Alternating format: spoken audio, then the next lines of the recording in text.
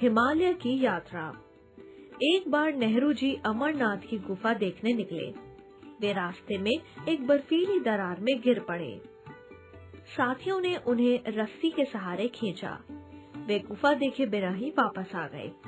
पाठ पढ़कर नेहरू जी के शब्दों में ही उनकी इस रोमांचकारी यात्रा के बारे में जानो। मेरी शादी 1916 में दिल्ली में वसंत पंचमी को हुई थी। उस वर्ष गर्मी में हमने कुछ महीने कश्मीर में बिताए। मैंने अपने परिवार को तो श्रीनगर की घाटी में छोड़ दिया और स्वयं अपने चचेरे भाई के साथ कई हफ्तों तक पहाड़ों का भ्रमण करता रहा। धीरे धीरे हम लद्दाख रोड तक बढ़ते चले गए। संसार के ऊंचे प्रदेश में उन संकरी और निर्जन घाटियों में जो तिब्बत के मैदान की तरफ जाती हैं, घूमने का मेरा यह पहला अनुभव था। जोजिला घाटी की चोटी से हमने देखा तो एक तरफ नीचे की ओर पर्वतों की घनी हरियाली थी तो दूसरी तरफ कड़ी नग्न चट्टानें। हम उस घाटी की संकरी राह पर बढ़ते गए जिसके दोनों ओर पहाड़ थे। एक तरफ बर्फ से ढकी हुई चोटियां चमक रही थी और उनमें से छोटे छोटे ग्लेशियर हिम सरोवर हमसे मिलने के लिए ही मानो रेंग रहे थे। हवा ठंडी और कटीली थी, लेकिन दिन में अच्छी धूप पड़ती थी। आसपास सब कुछ इतना निर्मल और स्वच्छ था कि अक्सर हमें चीजों की दूरी के बारे में भ्रम हो जाता था। वास्तव में वे जितनी दूर होती थी, हम उन्हें उससे बहुत कम दूर समझते थे। हम ज्यों-ज्यों आगे बढ़ते गए, सूनापन बढ़ता गया। वृक्षों और वनस्पतियों तक ने हमारा साथ छोड़ दिया। रह गई सिर्फ नंगी चट्टानें, बर्फ, पाला और कहीं कहीं कुछ सुंदर फूल। प्रकृति के सुनसान और निर्जन स्थानों पर मुझे अजीब सी शांति मिली। मेरे उत्साह का कोई ठिकाना न था। इस यात्रा में मुझे दिल को कपा देने वाला एक अनुभव हुआ। जोजिला घाटी से आगे सफर करते हुए हमसे कहा गया कि अमरनाथ की गुफा यहाँ से सिर्फ 8 मील दूर है। बीच में बुरी तरह हिम से ढका हुआ एक बड़ा पहाड़ था जिसे पार कर दूसरी ओर जाना था।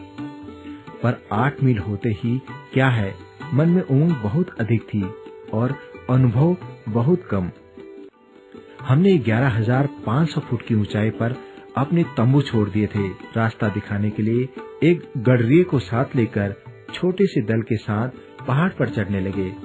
रास्ते की बर्फानी नदियों को रस्सियों के सहारे पार किया। ऊपर चढ़ते हुए सांस लेने में कठिनाई होने लगी। बर्फ बढ़ने लगी और बर्फानी नदियां इतने भयानक रूप से रपटीली हो गई थी कि हम कितनी बार गिरे और उठे।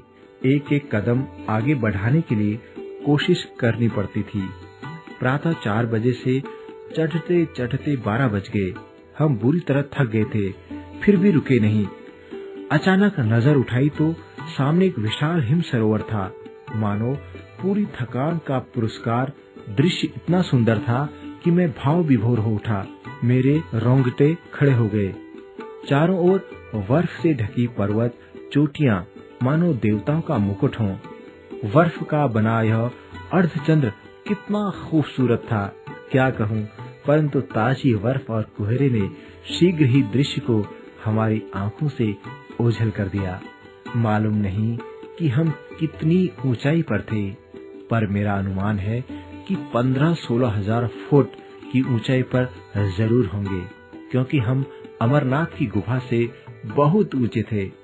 हमें इस अनुपम हिम सरोवर को पार करके दूसरी तरफ नीचे गुफा में जाना था।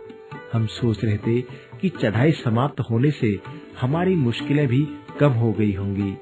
हमने हंसते हंसते फिर यात्रा शुरू कर दी। इसमें बड़ा धोखा था। वहाँ बहुत दरारें थी। नई बर्फ पड़ने से दरारें ढक गई थी। इस बर्फ ने तो मेरा जीवन ही ले लिया होता। मैंने जो ही पांव आगे बढ़ाया, बर्फ मेरे बोझ से खिसक गई और मैं सीधे ही एक दरार में जा गिरा। वह दरार इतनी गहरी थी कि कोई भी चीज उसके नीचे पहुंचकर भूगर्भ शास्त्रियों की खोज के लिए सुरक्षित रह सकती थी। भाग्यवश रस्सी मेरे हाथ से छूटी नहीं थी। मैं दरार को एक हाथ से पकड़ लटका रहा। मेरे साथियों ने धीरे धीरे मुझे ऊपर खींच लिया। इस घटना ने हमें काफी भयभीत कर दिया। फिर भी हम आगे बढ़ते ही गए।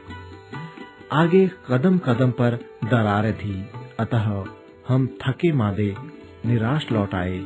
अमरनाथ की गुफा तो अनदेखी ही रह गई।